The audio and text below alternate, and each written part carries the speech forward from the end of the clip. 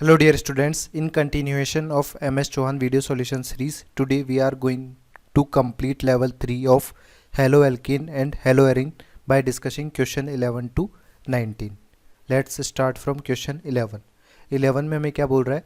2 bromobutane on reaction with sodium ethoxide in ethanol gives 1 butene as a major product. अब हमारे पास 2 bromobutane यदि का structure अपन बनाते हैं तो CH3CH Br CH2 CH3, sodium ethoxide हमारे पास लें अपन NaOC2H5, तो ये स्ट्रॉन्ग बेस की तरह एक्ट करेगा इन प्रेजेंस ऑफ इथेनॉल। तो यहाँ पर क्या होगी? एलिमिनेशन रिएक्शन शो होगी, तो दोनों तरह के प्रोडक्ट बनेंगे, 1 ब्यूटीन ही बनेगा और 2 ब्यूटीन भी बनेगा। बट मेजर प्रोडक्ट कौन सा होगा? सेडजेफ रूल के हिसाब से जो मोर स्टेबल एल्कीन होगा वह मेजर प्रोडक्ट होगा।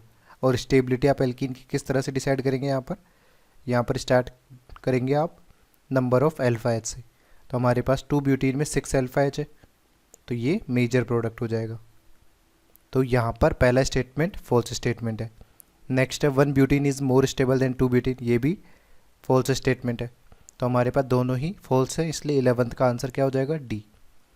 नेक्स्ट हमारे पास rate of hydrolysis of methyl chloride to methanol is higher in DMF then in water. DMF हमारे पास होता है डाई मिथाइल फॉर्मेमाइड, इस तरह का स्ट्रक्चर होगा। ठीक, ये एक पोलर एप्रोटिक सॉल्वेंट है, पोलर एप्रोटिक सॉल्वेंट। तो ये किसको फेवर करता है? ये फेवर करता है SN2 रिएक्शन को, फेवर SN2 रिएक्शन। और यदि अपन मिथाइल क्लोराइड लेंगे, मिथाइल क्लोराइड से अपन CH3OH का फॉर्मेशन कर रहे हैं। अब यहाँ पर CH3 पे कार्बोकेटाइन सबसे लेस स्टेबल होगा, तो यहाँ पर SN1 मैकेनिज्म ज़्यादा फेवरेबल नहीं होगी। तो यहाँ पर फेवरेबल क्या होगी? SN2 मैकेनिज्म फेवरेबल होगी। तो SN2 मैकेनिज्म में H2O as a nucleophile directly attack करेगा इस कार्बन पर, तो कौन सा सॉल्वेंट ज़्यादा फेवरेबल रहेगा? Polar aprotic solvent. यदि आप केवल वाटर ही लेते तो वाटर क्या होता है? पोलर एप्रोटिक सॉल्वेंट होता है, जो कि फेवर किसको करता है? SN1 मैकेनिज्म को फॉलो करता है। बट यहाँ पर मोर स्टेबल कार्बोकेटाइन नहीं बन रहा है, तो फेवरेबल यहाँ पर सब्स्टिट्यूशन कौन सी होगी? SN2 होगी। तो ये स्टेटमेंट हमारा क्या हो जाएगा? फॉल्स हो जाएगा। नेक्स्ट है hydrolysis of methyl chloride follows second order kinetics. Sorry, यहाँ पर ये फॉल्स नहीं है, यहाँ पर ये ट्रू स्टेटमेंट है कि हमारे पास DMF में रेट हाइयर होगी। नेक्स्ट है hydrolysis of methyl chloride follows second order kinetics. तो यहाँ पर हमारे पास क्या हो रहा है? सेकंड ऑर्डर SN2 मैकेनिज्म ही फॉलो हो रही है। ठीक है, तो ये स्टेटमेंट भी ट्रू है। बट यहाँ पर SN2 मैकेनिज्म ही फॉलो हो रही है, इससे यहाँ पर डिटरमाइन नहीं कर पा रहे। यहाँ पर अपन किससे डिटरमाइन कर रहे हैं? रिएक्टिविटी। यहाँ पर सॉल्वेंट की प्रॉपर्टी की वजह से अपन रिएक्टिविटी डिसाइड कर रहे हैं। तो यहाँ पर सेकंड स्टेटमेंट जो रीज़न है वो इसका करेक्ट एक्सप्लेनेशन नहीं है। तो 12th का आंसर हमारे पास क्या हो जाएगा? यहाँ पर बी ऑप्शन हो जाएगा। ठीक है, नेक्स्ट है हमारा 13th। इसमें हमें क्या पूछा गया है? The presence of nitro group facilitates nucleophilic substitution reaction in aryl halides. तो सही बात है, हमारे पास यहाँ पर एरिल हैलाइड यदि अपन ले लेते हैं, generally aryl halide nucleophilic substitution reaction show नहीं करते, बट ये SN2AR रिएक्शन शो करेगा high temperature and high pressure पे। यहाँ पर क्या करेगा? न्यूक्लियोफाइल अटैक करेगा हेलोजन के पास वाले कार्बन पर, और एक इंटरमीडिएट बनेगा कार्बेनेन, इस तरह से। ठीक है, यहाँ पर हेलोजन और ये न्यूक्लियोफाइल, जब ये नेगेटिव बैक जाएगा तो यहाँ पर हेलोजन लीव कर जाएगा और हेलोजन की पोजीशन पर न्यूक्लियोफाइल सब्स्टिट्यूट हो जाएगा। अब ये जो नेगेटिव चार्ज है ये ऑर्थो और पैरा पोजीशन पे होगा। तो यदि आपने NO2 ग्रुप को अटैच कर दिया कहीं पे भी, तो यहाँ पर उसकी वजह से क्या होगा? यहाँ पर हेलोजन और यहाँ पर आपने NO2 ग्रुप लेड से अटैच कर दिया, तो इसकी जब आप रिएक्शन कराएंगे तो इंटरमीडिएट क्या होगा? ज़्यादा स्टेबल होगा। यहाँ पर नेगेटिव इस NO2 के -I और -M की वजह से ज़्यादा स्टेबल होगा, तो रिएक्टिविटी ज़्यादा होगी। ठीक है, तो ये फेवरेबल करेगा न्यूक्लियोफिलिक सब्स्टिट्यूशन रिएक्शन को। तो 13 का हमारा आंसर का ये फर्स्ट असर्शन का स्टेटमेंट क्या ट्रू है। नेक्स्ट है intermediate carbanion is stabilized due to presence of nitro group. तो ये भी ट्रू स्टेटमेंट है और इसका फर्स्ट स्टेटमेंट का करेक्ट एक्सप्लेनेशन भी है। तो 13 का आंसर हमारे पास ए हो जाएगा। 14 देखते हैं। 2 bromobutane on reaction with alcoholic KOH gives 2 butene. तो ये स्टेटमेंट सही है कि हमारे पास यदि अपन 2 ब्रोमोब्यूटेन लेते हैं तो यहाँ पर एल्कोहलिक KOH की प्रेजेंस में क्या होगी, E2 एलिमिनेशन रिएक्शन होगी, स्ट्रॉन्ग बेस है तो मोस्ट स्टेबल एल्कीन का फॉर्मेशन करेगा, तो HBr जैसे यहाँ से रिमूव होगा तो हमारा मेजर प्रोडक्ट क्या बन जाएगा, 2 ब्यूटीन का फॉर्मेशन हो जाएगा। तो ये स्टेटमेंट हमारा ट्रू हो जाएगा। ठीक है, नेक्स्ट यहाँ पर ये असर्शन ट्रू है। ठीक है, इसके बाद अपन देखें hydrogen on C3 carbon is more acidic then hydrogen on C1 carbon. अब यहाँ पर अपन देखें नंबर 1 2 3 4, यदि आप देखें C1 पे कार्बन, यदि आप C1 का हाइड्रोजन निकाल लें तो हमारे पास क्या बनेगा, नेगेटिव यहाँ पर बनेगा। ठीक है, और यदि आप C3 पे निकाल लें, C3 पे कार्बन हाइड्रोजन को निकालेंगे तो नेगेटिव यहाँ पर बनेगा। दोनों केस में देखें तो ये प्राइमरी कार्बन आयन है और ये सेकेंडरी कार्बन आयन है। ज़्यादा स्टेबल कौन सा होगा, प्राइमरी कार्बन आयन होगा। दैट मीन्स ये मोर एसिडिक होगा, जबकि यहाँ पर हमें क्या दिया गया है, C3 कार्बन मोर एसिडिक बोला गया है, तो ये स्टेटमेंट फॉल्स हो जाएगा। ठीक है, तो यहाँ पर पहला स्टेटमेंट असर्शन जो है वो ट्रू है और रीज़न इसका फॉल्स है, तो ऐसा कौन सा ऑप्शन करेक्ट हो जाएगा, यहाँ पर C करेक्ट आंसर हो जाएगा।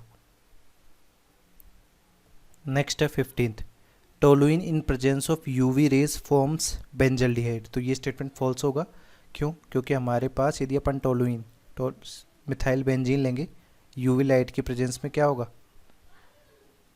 UV लाइट की प्रेजेंस में यहाँ पे फ्री रेडिकल का फॉर्मेशन होगा। इसके बाद आप क्लोरीन यदि ऐड करेंगे तो CH2Cl का फॉर्मेशन हो जाएगा, ना कि, तो यहाँ पर इंटरमीडिएट क्या बन रहा है, फ्री रेडिकल का फॉर्मेशन हो रहा है, तो ये स्टेटमेंट फॉल्स हो जाएगा। इसके बाद बोला गया dichlorotoluene is formed as an intermediate, तो यहाँ पर नहीं, यहाँ पर हमारे पास क्या बन रहा है, बेंजाइल फ्री रेडिकल का फॉर्मेशन हो रहा है, तो ये स्टेटमेंट सेकंड रीज़न भी जो है वो भी फॉल्स है। तो ऐसा कौन सा ऑप्शन होगा, डी हमारा पास करेक्ट आंसर हो जाएगा इसका। नेक्स्ट हमारे पास देखिए ये हमारा नियोपेंटाइल हैलाइड है। नियोपेंटाइल हैलाइड इज़ नोटोरियस, तो हमारे पास नियोपेंटाइल हैलाइड ये क्या है, ये है नियोपेंटाइल हैलाइड।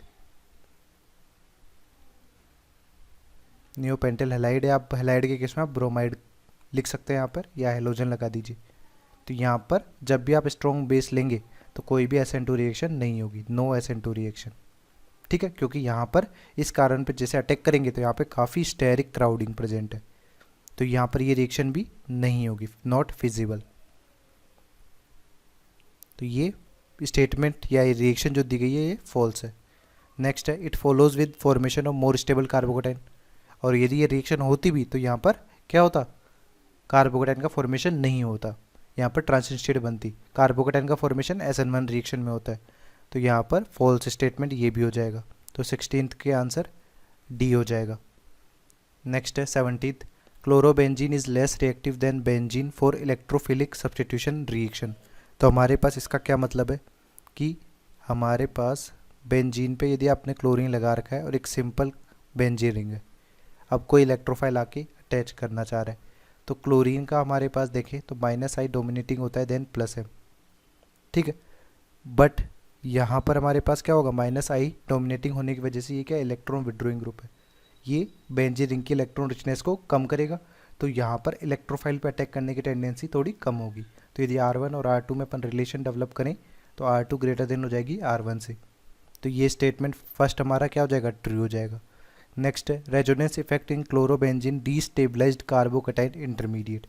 तो हमारे पास ऐसा कुछ भी नहीं होता है, यदि आप इलेक्ट्रोफाइल पे अटैक कराते हैं क्लोरोबेंजीन के केस में तो हमारे पास इंटरमीडिएट कुछ इस तरह से बनेगा, हमारा इंटरमीडिएट ये पॉजिटिव, यहाँ पे क्लोरीन है, पॉजिटिव यहाँ पे आ जाएगा और इलेक्ट्रोफाइल यहाँ पर जुड़ जाएगा। ठीक है, अब इस positive pay chlorine lone pair की वजह से इसको स्टेबलाइज करेगा, बट यहाँ पर -I डोमिनेटिंग है इसलिए डिस्टेबलाइज कर रहा है, बट रेजोनेंस इफेक्ट तो क्या कर रहा था, स्टेबिलिटी बढ़ा रहा था, ना कि स्टेबिलिटी घटा रहा था, तो ये स्टेटमेंट फॉल्स हो जाएगा। हमारा 17th का आंसर क्या होगा, C हमारा करेक्ट आंसर हो जाएगा। नेक्स्ट है 18th, in meta nitrochlorobenzene and para nitrochlorobenzene meta chloro nitrobenzene is more reactive towards aqueous KOH। तो हमारे पास एरिल हैलाइड्स जब दिए जाते हैं, यहाँ पर एरिल हैलाइड हमारे पास है, यहाँ पर NO2 ग्रुप है। ठीक है, बेस अपन ने लिया, अब बेस का अटैक कराओगे आप यहाँ पर और ये बॉन्ड इधर चला जाएगा, ठीक है। तो हमारा इंटरमीडिएट क्या बन रहा है यहाँ पर, इंटरमीडिएट ये नेगेटिव बन रहा है, यहाँ पे क्लोरीन, यहाँ पर OH और ये NO2। अब इस नेगेटिव चार्ज पर ये NO2 क्या इफेक्ट शो कर रहा है, ओनली -I इफेक्ट शो कर रहा है।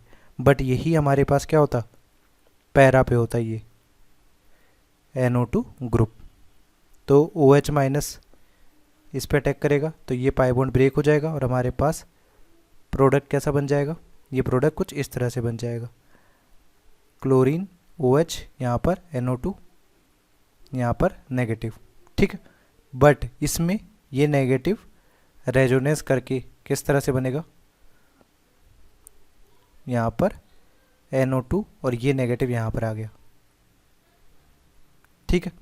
तो ये NO2 यहाँ पर कैसे शो कर रहा है, -I as well as -M। That means ये जो इंटरमीडिएट है ये मोर स्टेबल इंटरमीडिएट है, मोर स्टेबल इंटरमीडिएट या कार्बेनाइन इंटरमीडिएट आप कह सकते हैं।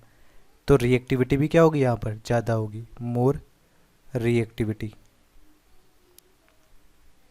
तो हमारे पास मेटा क्लोरोनाइट्रोबेंजीन के बजाय पैरा नाइट्रोक्लोरोबेंजीन की रिएक्टिविटी ज़्यादा होगी, तो ये फॉल्स स्टेटमेंट है। नेक्स्ट है carbanion is more stable in meta nitrochlorobenzene, तो ये भी फॉल्स स्टेटमेंट है। तो 18th का आंसर हमारा क्या हो जाएगा, यहाँ पर डी करेक्ट आंसर हो जाएगा।